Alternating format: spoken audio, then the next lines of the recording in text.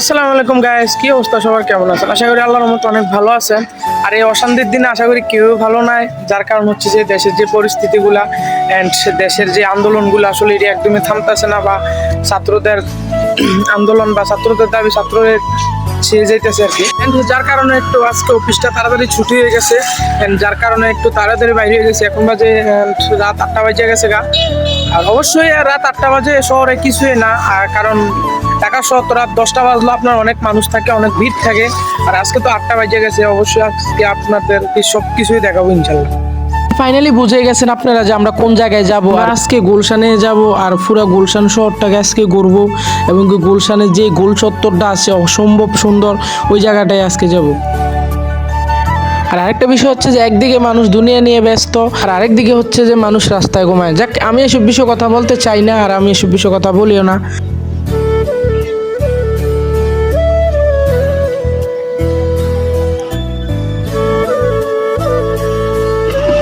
আমি যে হোটেলের সামনে আছি এখন গোলসাদ গোলচত্বর, এই হোটেলে আপনার একদিন মানে বিশেষ করে একদিনে আপনার প্রায় 50,000 টাকার মতো লাগে হোটেলে খাওয়া এবং কি রেস্ট নেওয়া। একদিনে 50,000-এর মতো লাগে। আর এই হোটেলটা অনেক বড়। দেন আমি একটু দেখাই। আর একটা বিষয় হচ্ছে যে আমার ক্যামেরাটা একদমই ভালো না, একটু ক্যামেরাটা একটু ডিস্টার্ব, যার কারণে একটু পুরোপুরি বোঝা যায় না। অ্যান্ড ক্যামেরাটা অনেক ডিস্টার্ব আর কি।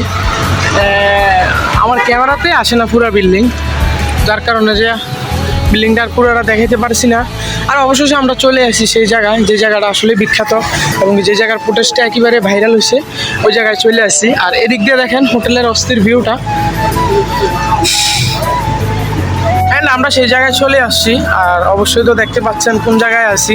আর ভিডিওতে বলে দেওয়া হয়েছে যে আসলে কোন জায়গায় যাবো, প্রথমে বলে দিছি। আর অবশ্যই এই জায়গাটা কোন জায়গা যারা যারা চিনেন অবশ্যই আমাকে কমেন্ট করবেন।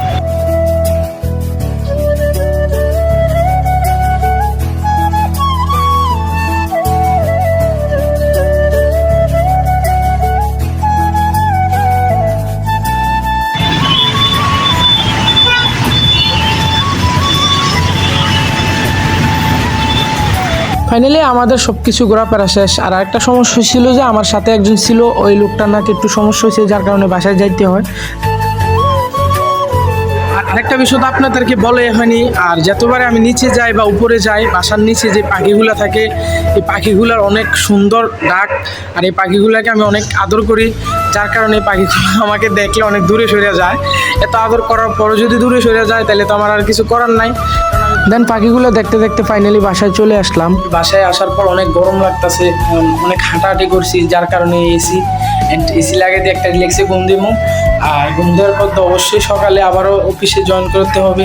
তো আশা করি আজকের ভিডিওটা এই পর্যন্ত। সবাই ভালো থাকবেন, সুস্থ থাকবেন, আর সবাই আমার জন্য দোয়া করবেন। আর আমি যেন আরও ভালো ভালো কিছু করতে পারি, এবং কি ভালো ভালো ভিডিও কোয়ালিটি এবং কি ঢাকা শহরের ভালো ভিডিওগুলো দিতে পারি। আর আরেকটা বিষয় হচ্ছে যে আমি একটা চ্যালেঞ্জ করছি, যদি আমার ভিডিওতে যদি আমার 10-20টা কমেন্ট এবং কি 100টা লাইক আসে, ঠিক আছে, আর 5টা শেয়ার আসে, তাহলে আমি অবশ্যই ভালো একটা ভিডিও নিয়ে আসবো। আমি মন থেকে কইছি ভালো একটা ভিডিও নিয়ে আসবো। অবশ্যই ভিডিওটা অন্য কোয়ালিটি হতে পারে, এবং কি আপনার যে কোনো ভিডিও হতে পারে, যে একটা মানুষকে সাহায্য করা, একটা মানুষকে হেল্প করা, বা ঢাকার শহর মানুষগুলো যে পথে বসে থাকে ওগুলোর একটা হেল্প করা, এই ধরনের একটা ভিডিও নিয়ে আসবো। কিন্তু তো আজকে আর বেশি কথা বাড়াই না। অবশ্যই সবাই ভালো থাকবেন, সুস্থ থাকবেন। সবাইকে আল্লাহ হাফিজ।